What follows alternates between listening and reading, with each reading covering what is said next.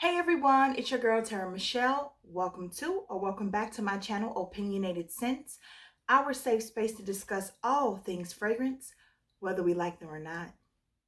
Today we are talking all things neroli. What is neroli, you ask? Neroli comes from the blossoms of the bitter orange tree. So it's a part of the bitter orange tree. And neroli is a very popular essential oil. So if you can get your hands on some neroli oil, once you smell it, you will be able to pick it out in the fragrance. Neroli is something else, and it is an acquired taste. I love neroli. I can never get too much neroli. That's just me.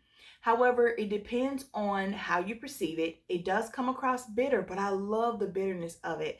Sometimes it comes across green as well, and even spicy. I think, again, I've talked about this in other videos before. Bitter orange itself also comes across as spicy sometimes. The bitterness just seems to carry heat, almost like the way that even ginger carries heat.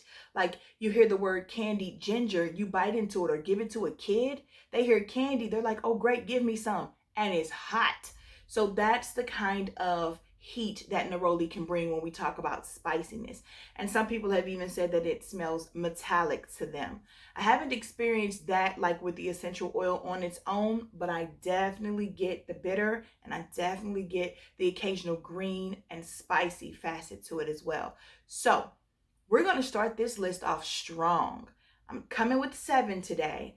The first one is a fragrance that is normally touted for its coconut or pistachio notes, or in my case, being my favorite summer citrus beachy fragrance of all time. Hailing from the house of Tom Ford. For those of you who've been following me for a while, I know you probably are clutching your pearls. Me too. I had to practice that sentence in my head 100 times before it just came out because it feels just wrong. Anyway, we're talking about none other than Eau de Soleil Blanc from the house of Tom Ford. So this has a bunch of notes in it. As I was telling you, there's tuberose, there's jasmine, coconut, pistachio. Okay. The neroli in this is so beautiful right in the opening. I smell it all throughout. It just gives this, and in here, this slightly bitter, slightly spicy vibe.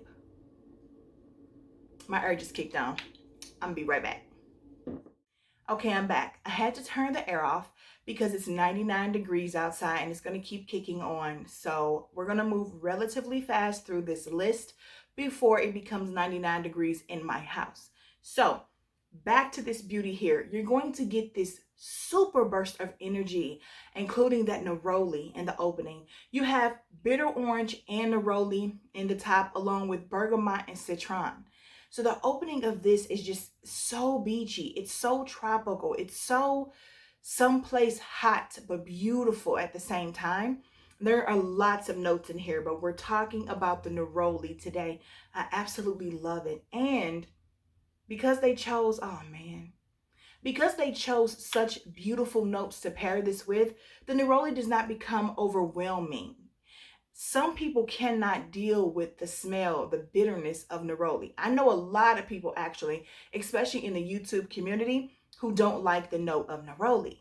If you want to buy something or wear something, own something that has neroli in it, but you're trying to ease your way into it, this is a good one because there's so much other stuff going on that the neroli is never the single solitary star of the show. However, it is from beginning to end in this perfume. I smell it. And again, if you get your hands on an essential oil for neroli, you will be able to smell it all the way through with this too. Next up, we have a very neroli heavy fragrance. So neroli is throughout the entire fragrance. It feels to me like they meant for neroli to be the single solitary star in this. Yes, the other notes do help, like there is Calabrian bergamot and Sicilian lemon, but they play a very small role when it comes to the boisterousness of the neroli. There's also orange blossom in here. There's some musk, some cedar, and some sea notes. This is a beautiful flanker to me. I actually sold the original and another flanker that I had, and I kept this one. This is the only one I kept from the line. This is Bronze Goddess Azur from the house of Estee Lauder. This is such a beautiful beachy fragrance. You're meant to be in the sun, having fun and enjoying life in all of its glory when you are wearing this. I also love this for vacation because it isn't an all-day huge projector. It does give me about a good solid 4 hours, but when you're on the beach, you can spray your heart out. You know, it doesn't really matter when you're on vacation what you're doing. And this is just for an extremely hot day when you want to still smell amazing and give yourself a little bit of an upbeat push, you know? This is a very good mood booster fragrance. And also, if you're living somewhere and you can't take vacation right now, you can wear this and just mentally transport yourself there. So again, that's Bronze Goddess Azur from the house of Estee Lauder. Next up on our list, we are going to talk about Burberry Brit Rhythm for Her Eau de Toilette formulation. What a beautiful powdery fragrance. Let's just talk about that. I know there are a lot of people who don't care for baby powder-ish fragrances. I love it. I love it. This is exquisite. Nice, clean baby powder fragrance. And then boom, you get this burst of a bitterness. It's almost like a ray of sunshine coming through a thick fog. It's just beautiful. And this use of neroli gives this life. It gives it something more than just a cute baby powder fragrance. So I appreciate the use of neroli in this one. I think it is exquisite simply because this fragrance would not be as interesting to me without the neroli, because I have a lot of powdery fragrances, but the neroli makes this shine. And it lasts longer, I think, because of the neroli. So again, it's a very beautiful, very simplistic fragrance. If you are just getting into neroli or don't care for neroli in huge quantities, this is one that you could probably wear and get away with too, because it's way more on the baby powder side, but it's just left not so linear or not so monotone, because you have that energy of the neroli in here. Next up from the house of Giorgio Armani, we have Eau de Gioia. This is a beautiful use of neroli as well. You have so much. Oh my gosh, this is one of my favorite flankers. The neroli in this is absolutely beautiful. It's prominent. You're going to know you're smelling neroli. You have other things in here that I really, really love when I'm thinking about the vibe that neroli gives me, that bitterness. It matches well with cypress and salt and moss and peony and patchouli and orange blossom and ylang ylang. Like, there's a lot going on in this fragrance and all of it is good. It's a very aquatic and slightly earthy fragrance. I just adore this, and the neroli, it just fits right in, giving it a burst of energy, giving it a citrus feel, that bitterness that it brings. See, this is a very good, and this is discontinued, by the way. So I think it's like last chance on the sale that they have going on their site. I don't know how long the sale is going to be going, but if you want to get your hands on air, I just ordered a backup bottle, and I ordered a backup bottle of Sky, because those are the two that I just really, really adore. And again, Ocean isn't discontinued, so I feel like it'll still be there when I run out of that bottle. But Eau de Gioia, guys, I can't say enough about it. It's perfect for summer, high heat weather. Beautiful. And I'm assuming because of all those notes, it would be really good for a beach fragrance too. Vacation fragrance somewhere hot.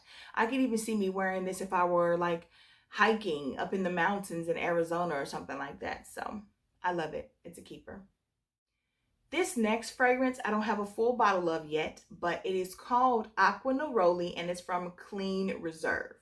So this fragrance is amazing, but it is all neroli all day in your face.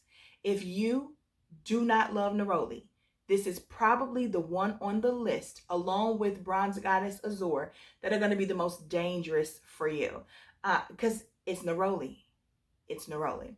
So you also have, I do believe, some Sicilian mandarin, some mandarin orange, and some bergamot in the top with this. There's also musk and sandalwood and jasmine. But when I explained to you that this is neroli all day, every day, the neroli got hungry like Pac-Man or something like that and ate the rest of those notes.